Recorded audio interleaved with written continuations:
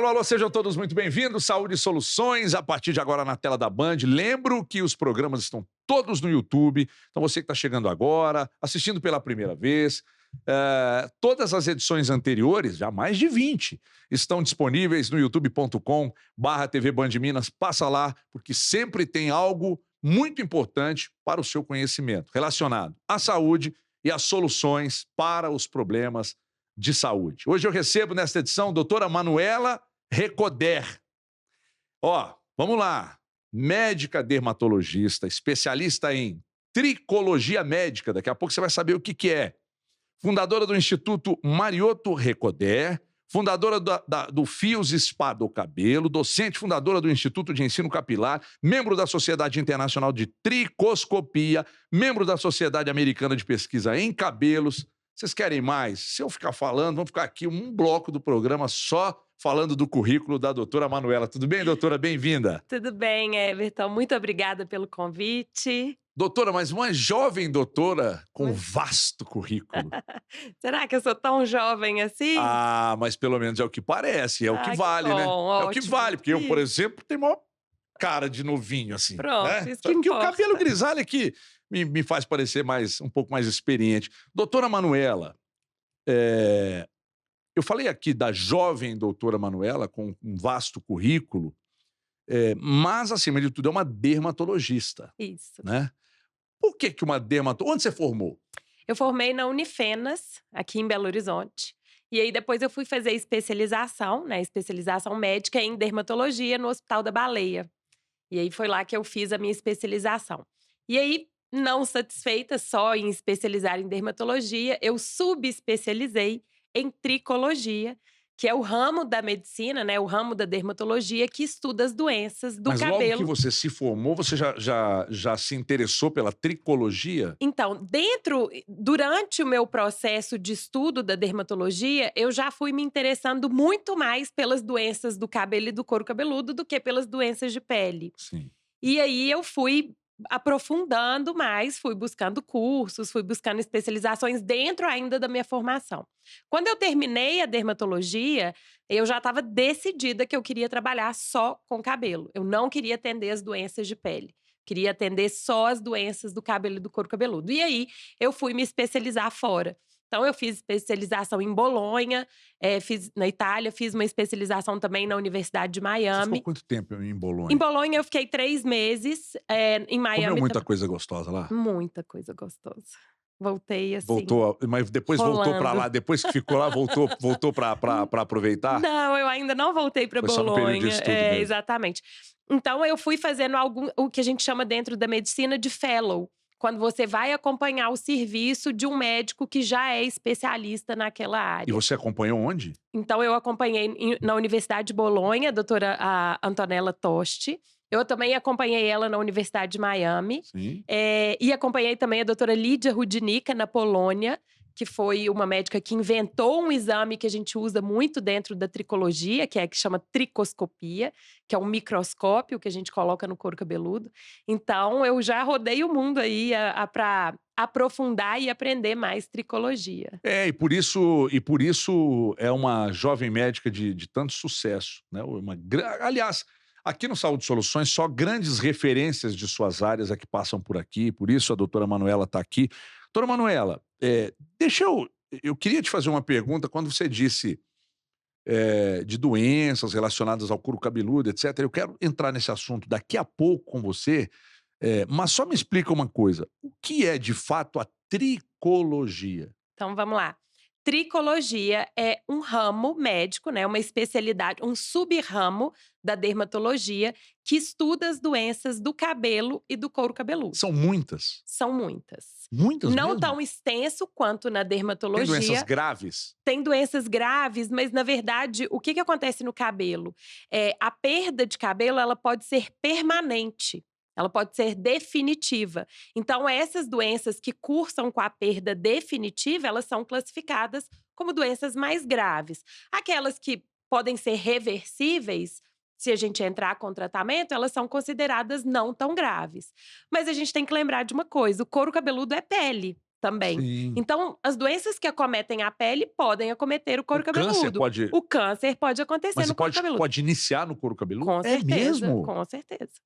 Mesmo com quem tem muito cabelo? Mesmo com quem tem muito Olha, cabelo. eu pensei que só com quem fosse careca. Claro que a gente sabe hoje em dia que um dos, né, dos mecanismos de formação do câncer é a radiação. E o cabelo serve para proteger o nosso couro cabeludo da ação dos raios solares. Então, indivíduos que são calvos, né, que têm menos cabelo, cabelo mais ralo, eles têm uma chance maior daquela pele ser afetada pela radiação e ali desenvolver um câncer. Você acha que. Mas não impede de que um paciente que tenha um cabelo completo também desenvolva um câncer ali naquela Você região. acha que as pessoas que são carecas ou que têm pouquinho, bem pouco cabelo, elas tratam com pouco cuidado essa questão do risco do câncer? Com certeza, elas esquecem que o couro cabeludo está sendo exposto ao Pois sol. é. Assim, hoje em dia com boné, chapéu, isso ajuda, mas é muito raro um paciente que passa filtro solar no couro É cabeludo. verdade. Muito raro. E por ser uma pele, bom, eu não sei se é, mas você vai me explicar agora, é uma pele mais sensível? Na verdade, ela não é uma pele mais sensível, mas ela é uma pele que foi menos exposta ao sol, né? Ao longo da vida. Ela foi menos exposta ao sol. Mas em relação à espessura, não, ela não é uma pele mais fininha. Doutora Manuela, por que tem gente que é careca em toda a parte enfim, onde nasce cabelo? Por que tem gente que tem cabelo só nas bordas? Por que isso acontece? Então, o que acontece? Quando a gente fala calvície, careca, é sinônimo de uma doença que no nosso meio a gente chama de alopecia androgenética. Então, a alopecia androgenética, que é a calvície, ela comete uma área que a gente chama de área andrógeno dependente. O que é isso? Essa região aqui do couro cabeludo. Imagina que você coloca um boné. Toda essa região é considerada uma área andrógeno dependente. Certo. Então, a calvície, ela só vai acometer essa região. Então, todo o pelinho que está aqui dentro, ele vai afinando até sumir. E essa região aqui, o cabelo permanece. Por quê? Porque a calvície é causada principalmente por um hormônio. E esse hormônio, ele só consegue agir no pelo sensível a ele, que é esse pelinho que está aqui. Esse pelo daqui, o hormônio não consegue agir. Então, ele nunca vai afinar. É a mesma coisa acontece, por exemplo, com a barba. O mesmo hormônio que causa o afinamento do cabelo aqui, que esse cabelo não liga, a barba gosta desse hormônio. Então, esse hormônio faz a barba crescer. Olha. Então, a gente tem 3 tipos de fios, né? 3 tipos de fios e o mesmo hormônio, 3 ações diferentes nesses fios. Olha que interessante. Engraçado, você falou de alopécia e eu trabalho com o Ronaldo Giovanelli no Jogo Aberto. O Ronaldo Giovanelli disse que num determinado momento, ele era muito cabeludo, tinha muito pelo no corpo. Em determinado período da vida dele, eu não sei exatamente por quê, Sim. se houve algum problema pessoal e tal, ele disse que começou a cair tudo. Aí ele começava a acordar e o pelo, o cabelo caindo ali Caía. no travesseiro e tal, e aí ele perdeu todo o pelo Pelo do do corpo. corpo. Isso, e hoje ele disse que por dinheiro nenhum ele gostaria de voltar a ter cabelo. Eu acho curioso isso. Ele perdeu o sim. pelo todo do corpo. Isso é reversível? Por exemplo, o caso do meu amigo Ronaldo Giovanelli. Se ele for até a sua clínica, é possível fazer alguma coisa para inverter isso ou depende do caso? Então, o que acontece? Alopecia é um termo genérico para falar perda de cabelo. Só que a gente tem vários tipos de alopecia. Então, a gente tem que dar o você falou que umas são sobrenome. parciais, outras são Isso, totais. a gente tem que dar o sobrenome para ela. Esse tipo que você tá me falando, eu não conheço quem é, eu nunca examinei, mas esse tipo que você tá me falando parece ser uma alopecia areata, que é uma doença autoimune que o próprio corpo ataca os pelos e destrói. E aí o paciente pode perder só numa região, que é muito comum ter como se fosse… Já vi Isso. pessoas com uns buracos Os buraquinhos, assim, como se fossem umas moedinhas, assim, no couro Isso. cabeludo. Essas moedinhas, elas podem se juntar e afetar o couro cabeludo todo. E, inclusive, afetar outras regiões do corpo, do tipo sobrancelha, cílios, barba e os pelos do corpo. Então, a alopecia areata, ela é uma doença autoimune. Ela é um ataque autoimune, né? Um ataque do próprio organismo contra os pelinhos do corpo. E essa doença é uma doença reversível. Reversível. Por quê? Olha. Se você consegue controlar a inflamação, aquele pelo ele nasce de novo. Então, e aí começou a nascer, ele falou, agora também eu não quero mais. Aí ele foi Agora tirando chega. tudo, ele disse que não queria Fez mais laser. e acabou não deixando com que Sim. o cabelo voltasse e tal. E ele lida muito bem com isso. Virou meio que uma marca registrada dele. Mas então, dependendo dos casos, é reversível. Exatamente, depende do diagnóstico. Existem alopécias reversíveis e existem alopécias irreversíveis, que são aquelas que, uma vez que aconteceu, não tem o que fazer, o pelo não vai voltar. Quais as doenças mais graves que a sua área atua? Então, o que a Daqui a gente pouco nós chama vamos falar do que você faz para resolver os problemas, mas Sim. quais são as doenças? As alopécias cicatriciais, que são essas alopécias, essas perdas de cabelo irreversíveis, elas são consideradas as mais graves. Então, por exemplo, a gente tem, eu vou falar alguns nomes aqui, são nomes assustadores, mas a gente tem o líquen plano pilar, a gente tem a alopécia frontal fibrosante, a gente tem a foliculite decalvante, a celulite dissecante. Então, a gente tem alguns tipos de alopécia que, se a gente não tratar imediatamente, elas vão se alastrando e aí elas vão realmente fazendo uma destruição irreversível. Então, elas são consideradas, na minha área, as mais graves. Ô, doutora Manuela, tem alguma que pode levar o paciente ao óbito, não, né? Não. Dentro das alopécias, a gente não tem nenhuma doença que possa Mas que levar o pode paciente. desencadear problemas mais graves. Não, só o lúpus. O lúpus discoide, que pode acontecer no couro cabeludo, ele é normalmente restrito à pele, mas alguns pacientes ele pode sistematizar, ou seja, virar uma doença sistêmica, aí seria o lúpus Eu sistêmico. conheço uma E pessoa aí o que teve. lúpus é uma doença grave. Mas a maioria das doenças que acometem o couro cabeludo, o que elas trazem de manifestação são manifestações estéticas, né? O que não deixa de ser grave, porque é uma dor muito grande do paciente, né? Não é porque é estético que não dói. Porque o paciente diminui a autoestima, ele não quer mais sair de casa, ele só sai de boné. Na hora de tirar a foto, ele tem que cortar a foto assim para postar, para não aparecer o couro cabeludo.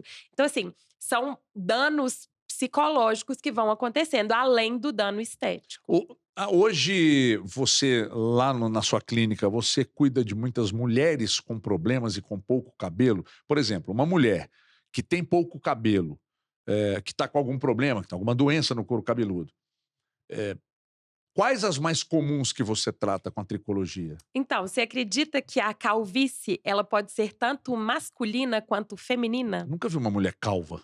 Porque elas não ficam 100% calvas, mas elas ficam com o cabelo fininho, começam a ver o couro cabeludo. Então a calvície, ela também afeta a mulher. E olha só esse dado. Sociedade Brasileira de Dermatologia lançou dados recentes. 80% dos homens, em algum momento, vão desenvolver a calvície e 50% das mulheres, em algum momento da vida, vão desenvolver calvície. Ou seja, metade da população feminina. É um número muito grande, né? É um número grande. Eu falei de nunca ter visto uma mulher calva, mas existe? Como homem? Existe? Então, Tem algum existe. caso de mulher ficar As mulheres, cabelo elas só não na ficam. lateral? Eu Não. nunca vi. Por quê? Porque o da mulher é diferente. Porque o da mulher, o quadro dela é difuso. Vai arraliando e afinando o couro cabeludo. E aí, ela não fica com a região totalmente exposta, mas ela fica com a região. Couro cabeludo bem exposto. Isso. E aí, o que acontece é que as mulheres, elas usam mais técnicas de disfarce do que os homens, né? Porque dói muito mais, não muito mais, mas dói muito pra mulher sair de casa com o couro cabeludo exposto ou com o cabelo muito ralinho. Então, elas buscam mais as técnicas de disfarce, do tipo peruca, prótese. Tem aquele negócio que amarra, coloca amarra por dentro aqui uma quantidade de cabelo. Como é? Aplique? Aplique, exatamente. Elas Aplique é uma buscam. maneira também de Isso. disfarçar um volume pequeno de cabelo. Isso, uma densidade Mas o menor. aplique não tem nenhuma relação com clínica, é feito em salão, né? Isso, exatamente. É só no cabelo, não mexe no couro cabeludo. Isso aí. Agora, já que a gente está falando ainda sobre as mulheres, há como mudar Nossa, essa pergunta minha, eu não sei se ela faz sentido, não, mas eu vou perguntar a si mesmo. Enfim, Pergunta. tem jeito de mudar o tipo de cabelo? Entendeu minha pergunta? Entendi. Então, não tem como a gente mudar o tipo de cabelo, porque ele é determinado geneticamente. Então, a sua genética Gente, é determina. claro que tem, né, com a chapinha, né, mas eu É, tô dizendo com algum tratamento. exato. Por exemplo, se o seu cabelo é determinado para ser preto, ele vai ser preto. Com tratamento, eu não consigo mudar a cor do seu cabelo. Se o seu cabelo é feito para ser encaracolado, cacheado, eu não consigo, com medicamento, mudar a estrutura do seu cabelo. Mas aí a gente tem essas técnicas, né, de maquiagem, que a gente vai pintar, a gente vai alisar, a gente vai ondular. E aí sim a gente consegue mudar temporariamente, né? Mas agora mudar para sempre, a genética, a estrutura, isso a gente não Mas consegue. ao longo da vida, é claro que quando você é criança, seu cabelo é bem fininho, menos resistente e tal.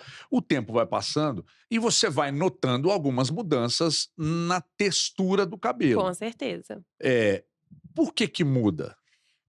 É é muito fácil a gente entender o envelhecimento da pele, né. A gente consegue perceber, ó, a pele vai mudando de textura, a pele vai envelhecendo, a pele vai murchando. Esse é o processo do envelhecer. E a mesma coisa acontece com o cabelo. Então Mas o ele fica cabelo menos saudável? não menos saudável, mas ele fica, mais velho, né, vamos assim dizer. Ele fica menos hidratado, ele fica mais ressecado ao longo do tempo. As mulheres na menopausa sentem muito isso. O cabelo muda muito de aspecto, porque ele fica menos hidratado, Mesmo cuidando bem, mesmo cuidando é bem. É um mesmo. processo natural do envelhecer. O Milton Neves, meu colega de Band, brilhante comunicador esportivo, ele sempre diz o seguinte: "Não há nada que o tempo não escangalha, inclusive o cabelo". Inclusive o cabelo. E os pacientes têm muita dificuldade de perceber isso, porque eu recebo no meu consultório assim: "Poxa, doutora, mas o meu cabelo com 18 anos tinha um volume tão maravilhoso e agora eu com 60 ele não tem mais esse mesmo volume". Aí você tem E que responder para essas pacientes exatamente isso que eu acabei de falar: "Minha senhora, que não há nada que o tempo não aí escangalha". eu falo: "Ó, e a pele? Vamos ver, a pele você conseguiu perceber a mudança dela ao longo dos anos". É a mesma coisa com o cabelo. O por que que o cuidado que a pessoa tem com a pele do rosto influencia, tem alguma influência com o cabelo? Se eu cuidar bem da pele do rosto, não, né? Não, Aí é só o couro cabeludo, são é coisas absolutamente distintas. diferente, E por que que sim. as pessoas cuidam menos do couro cabeludo e só do rosto porque aparece mais? Ah, eu acho que sim. Ou então por falta de conhecimento também, né. É uma área que foi pouco abordada até o momento. Agora que tá ganhando novos holofotes, agora que a gente fala de É tricologia, de verdade. terapia capilar, muita gente não conhece a especialidade, Vamos falar mais né. dela daqui a pouco, Vamos depois do falar mais intervalo? Então é o dela. seguinte, eu vou para o intervalo rápido. Daqui a pouco, doutora Manuela Recoder está comigo aqui. Ela é dermatologista, especialista em tricologia, e a gente vai aprofundar mais no assunto, porque eu tenho certeza que está interessante para você. Inclusive, daqui a pouco a gente vai colocar aqui o Instagram dela, da clínica e tal, para que você também tenha acesso, tenha contato com a doutora Manuela. É um intervalo rapidinho, a gente já volta. Até já.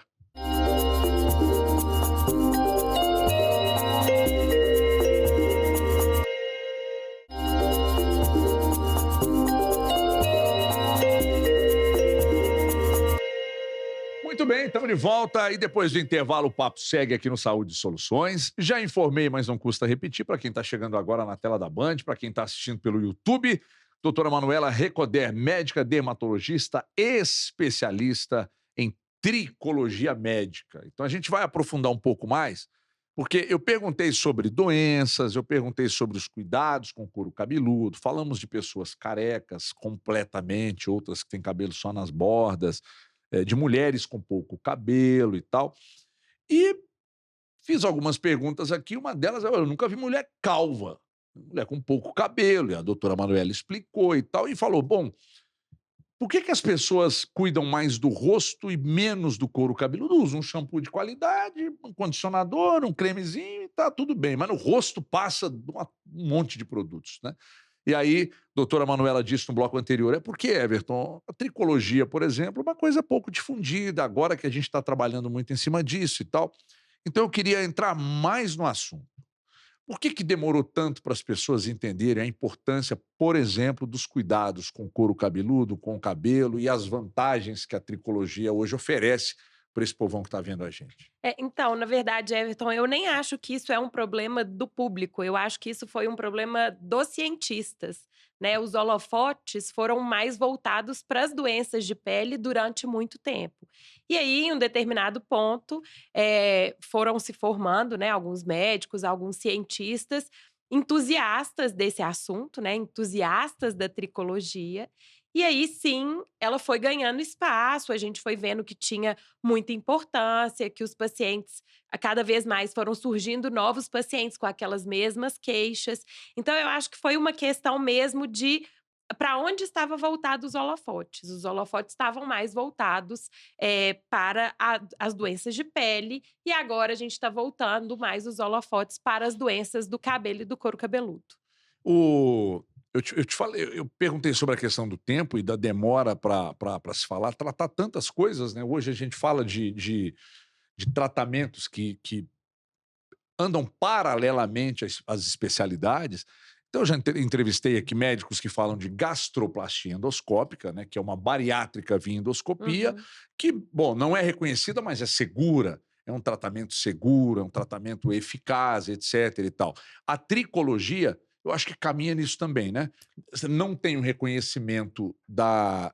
Qual que é o Conselho órgão? Do Federal de Conselho Medicina. Federal de Medicina, entretanto já com extensos estudos que apontam a eficácia dos tratamentos. Na verdade, ela não é reconhecida como uma especialidade separada. A tricologia, para o CFM, para o Conselho Federal de Medicina, é um ramo da dermatologia. Sim. Só que não são todos os dermatologistas que se especializam em tricologia, né? Quando o Que é ótimo dermatologista para você. mas quando o dermatologista forma, claro, ele está apto a tratar as doenças do cabelo e do couro cabeludo, sim.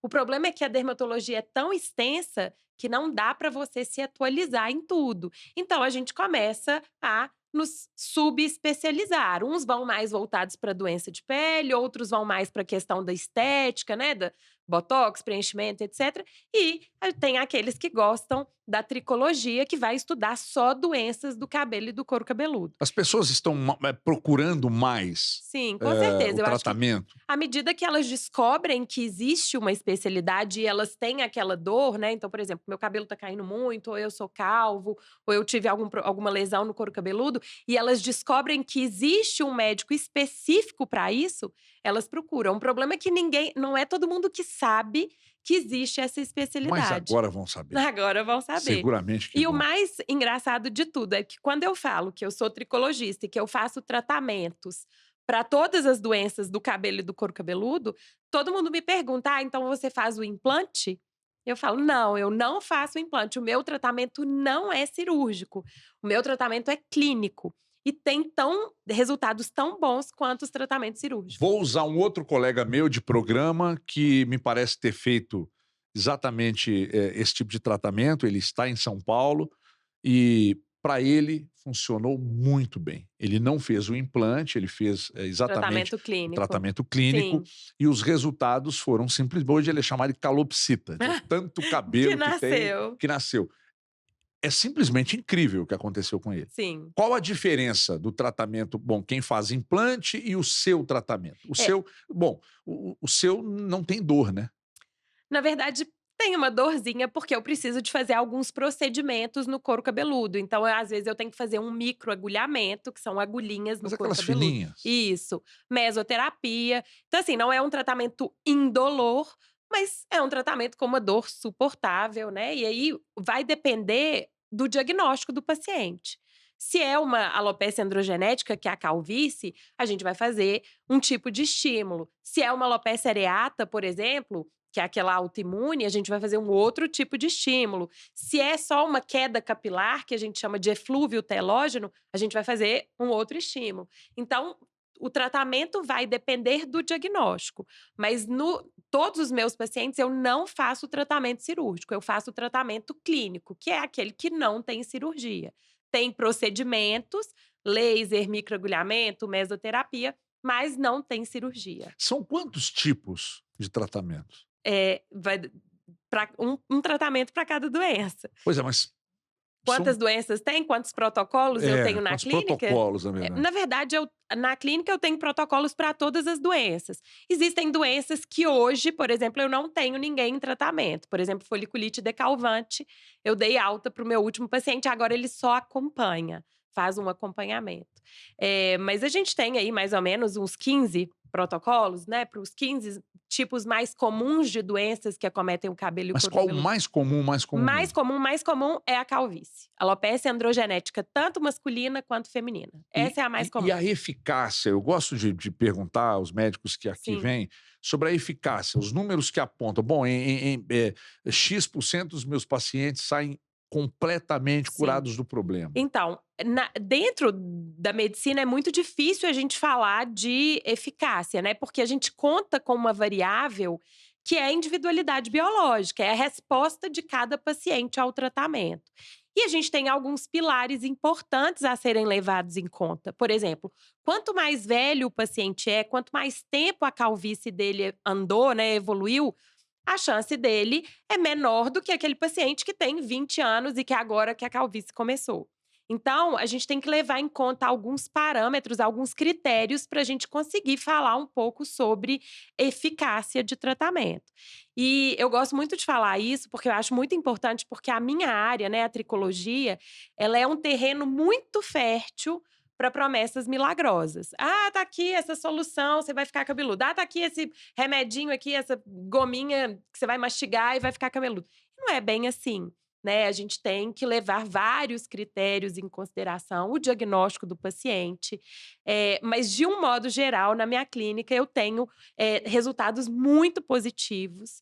Né? A gente tem um índice de satisfação muito grande dos pacientes, porque a gente faz uma abordagem bem completa mesmo em relação às doenças. Qualquer coisa que mexe na estética do paciente, eh, as pessoas que têm má intenção, elas usam e abusam Usam e abusam. de repente, do interesse e do desespero das pessoas, né? Exatamente. O que eu já atendi de pacientes que abriam uma sacola, assim, e colocavam vários produtos.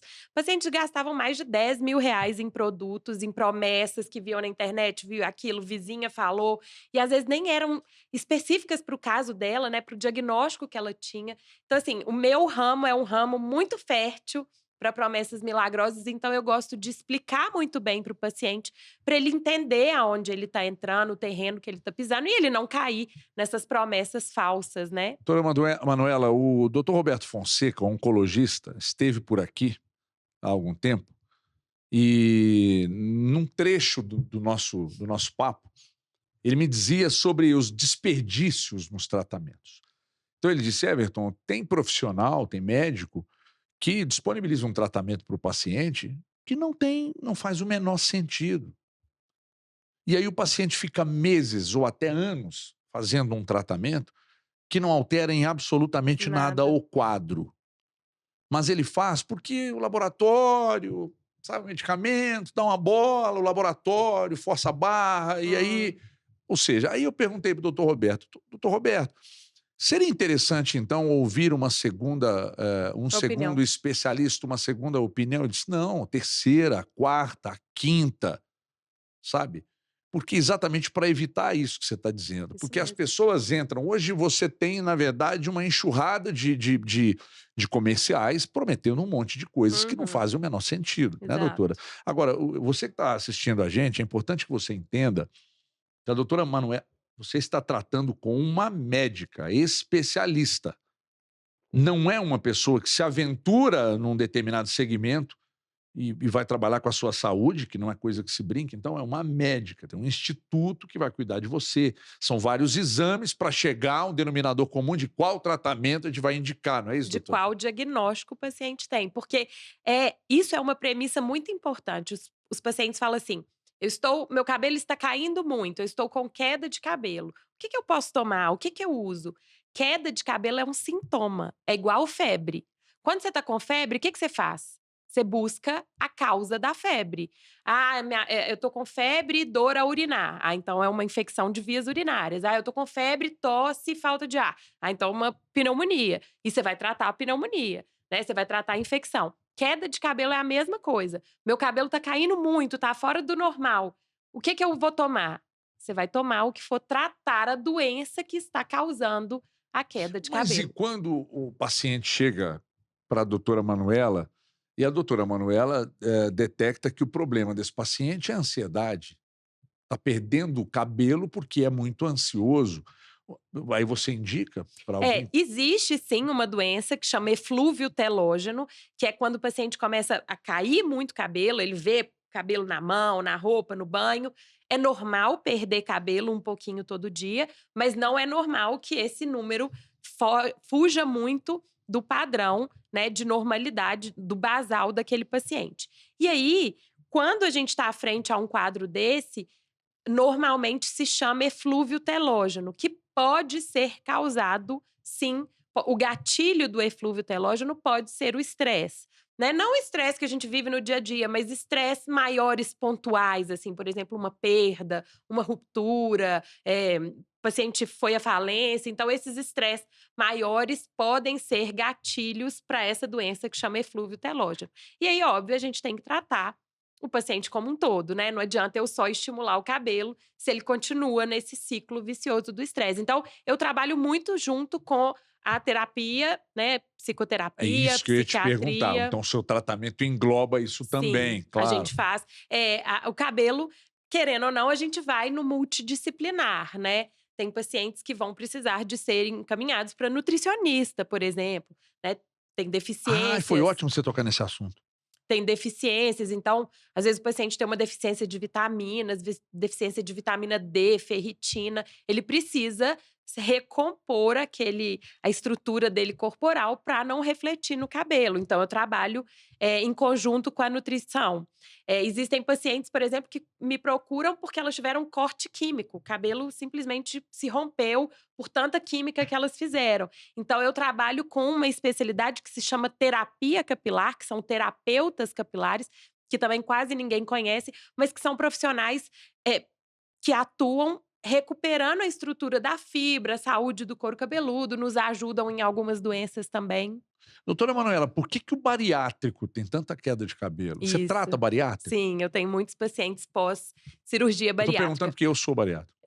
Porque a gente tem 3 mecanismos que podem levar a esse aumento da queda de cabelo, que o quadro é o eflúvio telógeno, que é essa doença que o cabelo cai muito.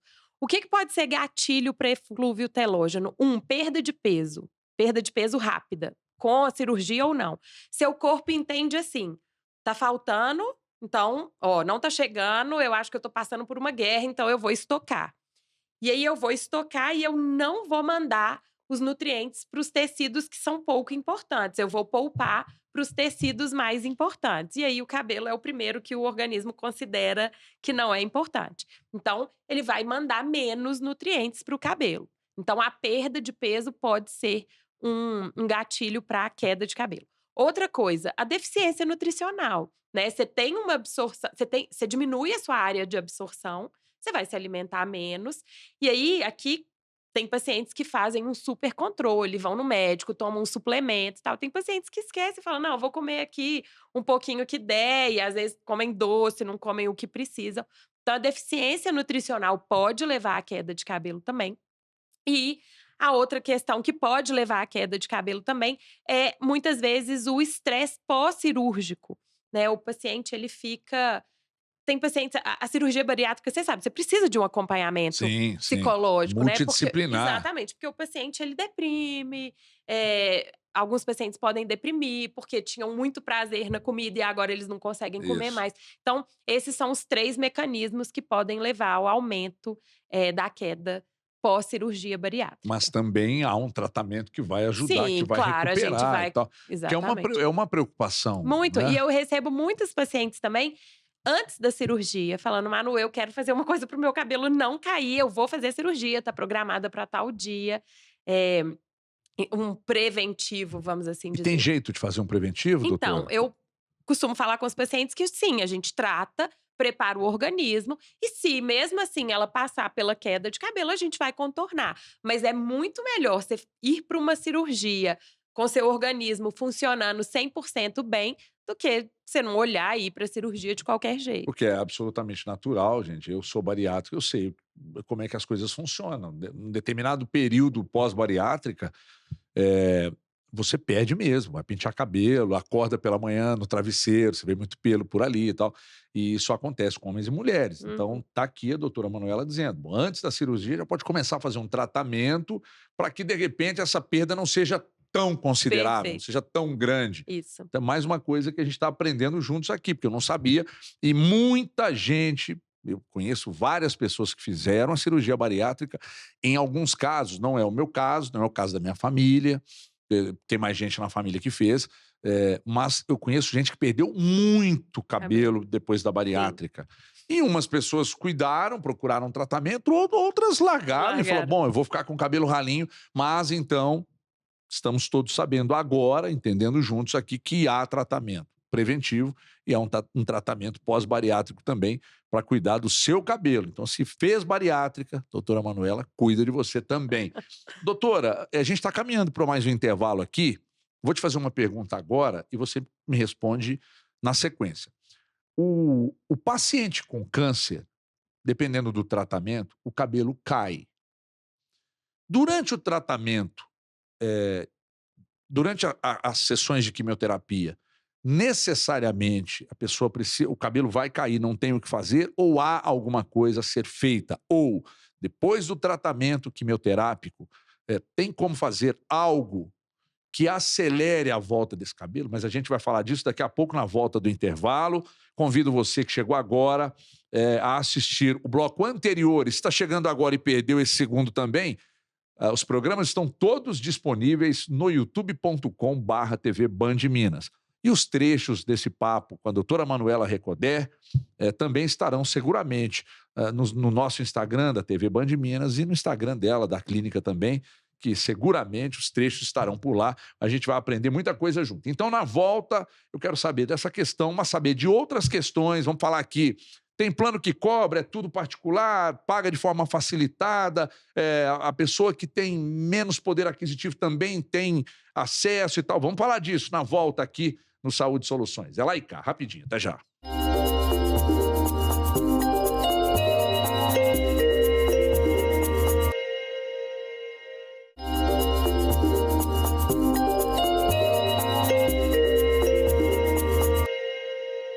Então, estamos de volta para o último bloco do papo com a doutora Manuela Recoder, dermatologista, especialista em tricologia. Estamos aqui falando de tratamentos que podem devolver, cuidar da questão da calvície, devolver o volume de cabelo, você que é careca. Ah, deixa eu te perguntar uma coisa que eu esqueci. Hã. Sobrancelha dá para cuidar também? Sim, a gente consegue cuidar da sobrancelha. As sobrancelhas, normalmente, elas são acometidas ou pelas doenças irreversíveis, que eu falei, ou pela alopecia areata, que é essa Sim, sim. autoimune, e aí vai depender do que está causando a perda das sobrancelhas. Só que a grande maioria das perdas de sobrancelha acontecem em mulheres, porque elas pinçaram muito, e aí elas vão causando uma perda irreversível das sobrancelhas. E aí, quem perdeu, perdeu? Quem perdeu, perdeu, mas a gente tem a opção de fazer um implante, né, implantar os pelinhos na Ah, você faz o sobrancelha. implante. Isso, Então exatamente. então as mulheres que fazem a pigmentação, ô, espera aí vai a opinião. Eu não tenho nada com a vida de quem faz pigmentação, por favor. Mas não é bonito, gente. Então se você pode fazer os implantezinhos e voltar, inclusive quando implanta, você pode desenhar ela do jeito que você quiser, né. Pode, Fazer pode, do da jeito que você maneira quiser. que fica muito mais bonita. Então, por favor, doutora Manuela vai cuidar de vocês, hein. Doutora, eu preciso entrar num assunto muito sério agora com você. Hum. Cabelo grisalho. Doutora, eu odeio meu cabelo. Só pintando? Então, Por que o cabelo fica grisalho? pois é, eu te falei, né, que o cabelo envelhece. A gente tem 2 maneiras como o cabelo envelhece. Uma, ele vai perdendo a densidade, então ele vai ficando mais fino mesmo ao longo da vida, a gente vai perdendo densidade. E o outro, ele vai perdendo a capacidade de pigmentação, ou seja, ele vai perdendo a Mas cor. isso não tem relação com nenhum problema de saúde não, né? Nenhum. Tá. É simplesmente o processo do envelhecer. Então, vai perdendo a capacidade de pigmentar, né? A gente tem uma célula que produz o pigmento, que é a melanina. Essa célula chama melanócito. Então, ela produz o pigmento sobe para os fios e vai, né, colorindo aqueles fios. E aí, esse melanócito vai cansando, vai ficando preguiçoso, vai produzindo menos melanina e os cabelos vão ficando brancos. Até o momento é irreversível. Não existe nada comprovado Não é cientificamente possível. que retarde ou reverta. Porque, mais uma vez, é uma dor grande do paciente, é um terreno muito fértil.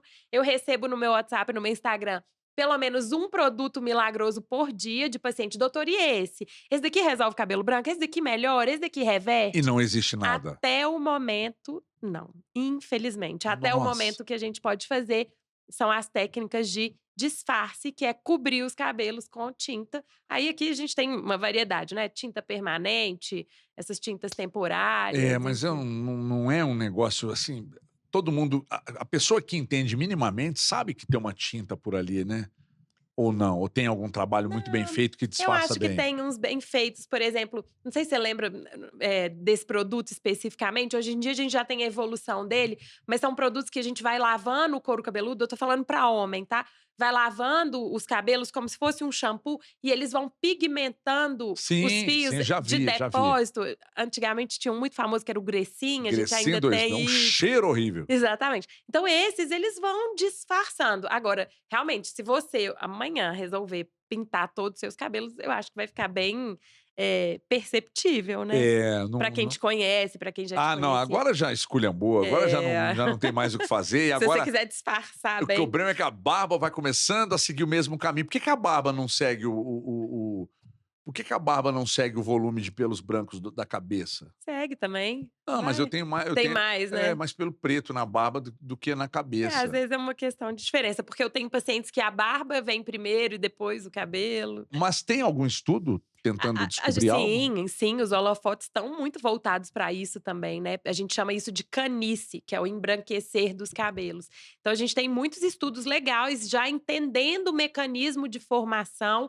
Saiu um estudo recente agora, porque a gente sabe que as células que produzem o pigmento, elas fazem um caminho dentro do folículo que a gente não sabia. Então, assim, à medida que a gente vai conhecendo, a gente vai tendo mais estratégias para combater. Então, eu acho que é uma questão de tempo, a gente vai chegar lá. Mas por que que o cabelo da cabeça fica branco e do braço não fica? No meu caso, assim, Não por exemplo. envelheceu ainda, né. Tem pacientes que sim, tem pacientes que não. Tem alguns pacientes que o pelo envelhece também, fica branquinho também. Que É uma estranho questão isso. de variabilidade, acho que individual mesmo. Gente, vocês aí, vocês conseguem clonar um ser humano, mas não conseguem dificultar sei lá, o grisalho, Reverteu, reverter o exato. grisalho. Ah, vocês estão de brincadeira comigo. Doutora Manuela, perguntei no bloco anterior sobre câncer e os tratamentos. Porque o câncer, bom, receber a notícia, falei isso com o doutor Roberto Fonseca aqui também. Receber a notícia de que está com câncer já é um baque tremendo. Iniciar o tratamento e perder os cabelos, automaticamente já passa uma imagem da pessoa extremamente debilitada. Perfeito. O que a doutora Manuela pode fazer por esses pacientes que estão passando pelos tratamentos? Exatamente. Tem inclusive um estudo que eles fizeram com alguns pacientes com câncer e eles foram investigar os pacientes com câncer, o efeito colateral que mais gerava medo era a perda de cabelo. Não era o enjoo, não era o passar mal, era a perda de cabelo, porque isso escancara a doença para os outros, né. E aí, nem sempre durante um processo de quimioterapia os cabelos vão cair, né, vai depender da droga que a gente vai usar durante a quimioterapia. Mas existe, não é do conhecimento de todo mundo, mas existe um tratamento preventivo para essa queda de cabelo, que é uma touca térmica, uma touca que a gente coloca no couro cabeludo. Ela vai resfriar o couro cabeludo e, quando resfria, ela vai diminuir o aporte sanguíneo daquele lugar. Porque se você resfriou aqui, os vasos sanguíneos vão contrair e vai chegar menos sangue lá. Olha, Consequentemente, vai chegar menos medicamento. E o que faz cair realmente é o medicamento, né? Ele que age lá na célula que está produzindo o cabelo. Então, essa touca térmica chama Scalp Cooling. É uma touca que já está disponível em alguns serviços de quimioterapia, mas claro, você tem que ter o aval, né, a autorização do seu oncologista para usar. E tem algumas contraindicações. Por exemplo, se você está tratando uma metástase no couro cabeludo, você não vai poder usar, porque Sim. você precisa que a medicação chegue lá. Então, existe esse tratamento preventivo, né? Em alguns casos, ela consegue prevenir 100%, em outros casos, ela reduz a queda, então é de paciente para paciente, mas é um tratamento, uma opção, né, para aqueles pacientes que antigamente não tinham nada, tinham que simplesmente aceitar a queda capilar. Então é não é tão novidade, mas é pouco A conhecido. questão não é. O nosso programa, o Saúde Soluções, ele vem muito para isso, sabe, doutora Manuela? Para falar de coisas, por exemplo, que os pacientes não entendem. Eu entrevistei Uhum, o doutor Marcelo Penholati aqui, que é o neurocirurgião, que é uma grande referência no mundo, né? sim, E ele estava me dizendo que o paciente com doença de Parkinson, que acaba com a vida social dele, e hoje tem um eletrodo, né? Que ele faz a cirurgia, ele falou que é um momento maravilhoso, que é super lindo, a feliz. família assistindo aquilo ali é lindo, que o paciente está tremendo na mesa de cirurgia, ele encosta o eletrodo no local e a pessoa para de tremer. Então, muita gente não sabia. A gente bateu o papo aqui e outros do outro lado viram e falaram: Meu Deus, vou procurar o médico Sim, para saber mais sobre isso. Isso que você está dizendo, está prestando um relevante serviço para o paciente com câncer. Porque é assim, a gente sabe da gravidade da doença. O sim. doutor Roberto Fonseca, inclusive, falei: Doutor Roberto, qual o tema da nossa entrevista? Ele disse: Câncer, uma doença curável. Então, você vai ser curado, torcemos para isso. Só que agora, se é um drama perder os cabelos, a doutora Manuela está dizendo aqui que existe uma touca que pode ser uma medida preventiva para o tratamento. Olha que Pra legal. perda. Né? Tá lá disponível nas clínicas, muita gente não sabia, mas agora você está sabendo, através do Saúde Soluções, está vendo? Doutora Manuela, eh, os tratamentos da sua clínica, os tratamentos que você faz, eles são acessíveis, ou são tratamentos, pode falar assim, pode abrir seu coração, são Não, tratamentos não, caros? eles são acessíveis, porque eles são muito mais Planos não baratos. cobrem, né? Não, a gente não o plano não cobre, porque o plano entende que é um tratamento estético, Entendi. mesmo que sejam doenças que tenham CID e tudo mais, mas o plano de saúde entende que é para fins estéticos. Eh, mas os tratamentos, de um modo geral, eles são muito mais baratos do que o implante, né. Hoje em dia o implante está ali numa faixa de mais ou menos 20.000, mais ou menos. Claro, com algumas clínicas cobrando muito mais, outras um pouquinho menos, mas o meu tratamento é muito mais acessível, do que o implante. E aí vai depender, mais uma vez, do diagnóstico, né, do tempo de tratamento que cada paciente vai precisar. E facilita para pagar? Sim, claro, lá a Porque gente se você me diz que é acessível, então eu falo para o paciente que está, para o telespectador que está do outro lado, que às vezes fala: Poxa, eu não vou procurar a doutora Manuela e a clínica, porque isso deve ser muito caro. Doutora Manuela está dizendo que é acessível. Aí eu pergunto a você: facilita para pagar? Facilita também. facilito, lá a gente divide, eu tenho uma gerente que é ótima, Para ela negociar. divide de 10, 12 vezes, e os pacientes esse daí não é um problema lá. E agora, só para a gente já caminhar para o final desse papo aqui, eu te perguntei agora há pouco sobre a questão de doenças tratáveis, né? E você me explicou que tem vários tratamentos, pelo menos 15 tipos de protocolos Isso. que são usados. Então, eu te perguntei sobre o mais comum. Mas, eh, eu te perguntei o mais comum, você me disse um, mas além do que você me disse, quais os outros tratamentos também que englobam os que são mais Mais procurados, os pacientes procurados. mais Sim. procuram? Então, a alopecia androgenética, que é a calvície, então o Sim. paciente que quer reverter a calvície, seja ela masculina ou feminina. Queda capilar, então, quando o cabelo está caindo muito e a gente entra naquele diagnóstico de eflúvio telógeno, então o protocolo para eflúvio telógeno também é um protocolo muito famoso, muito difundido. A gente tem também um tipo de alopécia que chama alopécia senil, que é a alopécia do envelhecimento, aquele paciente que o cabelo foi afinando ao longo da vida, mas não um afinamento como o da alopecia androgenética, que também é muito difundido. Então esses 3 são realmente os carros-chefes. E aí depois a gente entra nas mais raras, que são as doenças cicatriciais. Então, por exemplo, a alopécia frontal fibrosante, que vai corroendo essa região aqui do paciente. Líquen plano pilar também, que forma algumas placas de destruição no couro cabeludo. Essas são as duas mais comuns dentro desse bloco das doenças cicatriciais, que a gente chama. O excesso de produtos químicos no cabelo, o excessivo número de chapinha, pranchinha, pintar o cabelo demais, tudo isso, se for algo excessivo, pode trazer problemas para o couro cabeludo? Então, tudo isso pode causar dano à haste capilar, ou seja, ao fio. E aí esse fio ele pode ficar danificado a ponto de quebrar, a ponto Mas de isso também romper. você trata. E isso também a gente trata, e aí é nesse espaço diferente que a gente chama de fios, spa do cabelo, que é um lugar voltado para cuidados da haste. Então, quem tá com o cabelo muito ressecado, foi pra praia, o cabelo ficou verde, foi pra piscina, o cabelo ficou verde, o cabelo tá ressecado, teve um corte químico, abusou da chapinha, das químicas. Então, a gente tem um espaço todo dedicado ao cuidado com as hastes e não as doenças do couro cabeludo. Doutora Manuela, por que que às vezes o couro cabeludo solta umas pelinhas e elas às vezes agarram no cabelo? Uma vez eu estava conversando com a minha esposa e ela estava dizendo sobre uma questão de ovário policístico, Sim. que isso talvez tivesse influência. Na Tem verdade, mesmo? essa descamação do couro Descamação, que eu cabeludo, queria achar essa ela palavra. pode ser 2 doenças principais. Uma, a dermatite seborreica, que a gente conhece popularmente como caspa, ou a psoríase, que é uma doença que pode acontecer em outras regiões do couro cabeludo. Então, a descamação do couro cabeludo, ela vai depender, né, de um diagnóstico também. Essas 2 doenças são as mais comuns.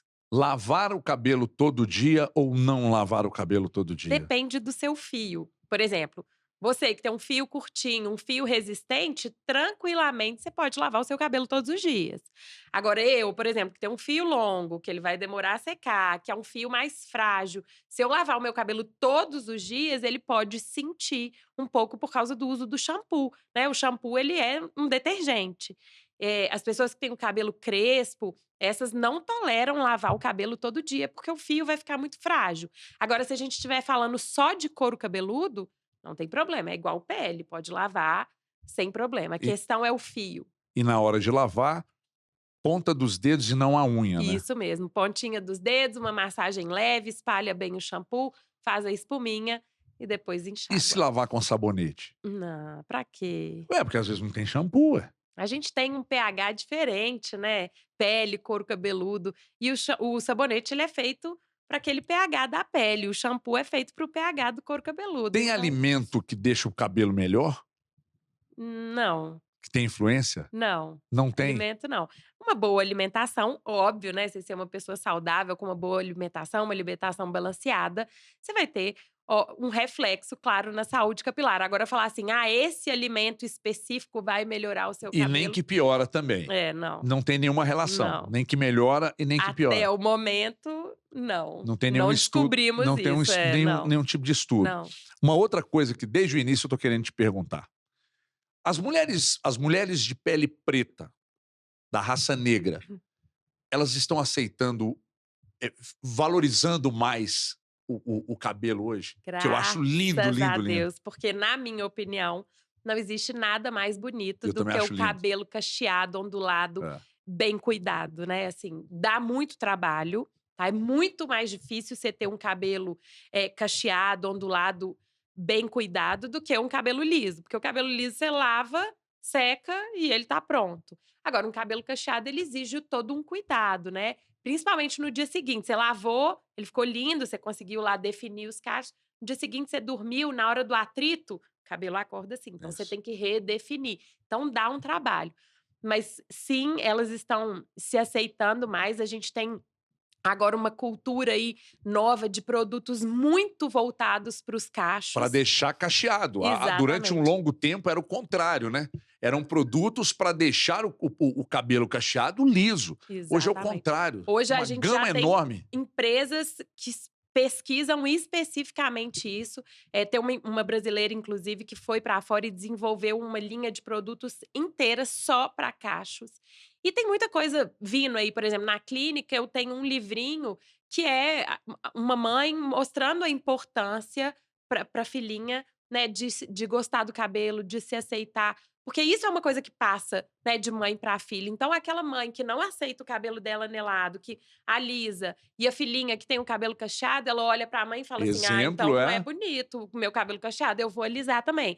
Então, a gente já tá tendo esse movimento inverso, graças a Deus, e eu acho, assim, maravilhoso, e eu acho muito importante, porque todo cabelo é bonito, né? todo o A cabelo é gente não bonito. pode ter um padrão de jeito nenhum. É verdade, é verdade. Não pode ser o mesmo padrão Feio é para todo falta de mundo. cabelo. É, principalmente agora, com a doutora Manuela aqui, feio não ter cabelo, mas você que não tem também, a gente acha bonito. Tava agora viajando de férias pro exterior e vi crianças de Uhum. 3 anos, no máximo, com o cabelo cacheado e na maior curtição, né. E é o que você disse, há algum tempo isso as pessoas evitavam isso, né. Evitava, e Então era quando sempre era o cabelinho criança presinho e isso. tal, e agora não. Isso é muito legal, isso é muito bonito e tomara que siga exatamente como está. Doutora Manuela, o papo foi bom demais, muito Ai, bom. que bom. O Instagram está na tela, para quem quiser entrar em contato, embora não seja um programa voltado, né, pra prática comercial, né, Sim, mas é que ele claro. é tão informativo, foi tanta informação, eu te agradeço pela vinda aqui, até uma próxima oportunidade, muito sucesso na sua clínica. Eu que agradeço, muito obrigada pela oportunidade, e precisar, não estou aqui. O papo hoje foi dermatologia com a doutora Manuela, dermatologista, tricologista. Para você que perdeu a entrevista, está disponível no YouTube. Então você volta lá, assiste, porque tem muita coisa interessante, muita informação. Semana que vem tem mais, aqui na tela da Band, no YouTube também. Muito obrigado pela audiência, até a próxima. Tchau.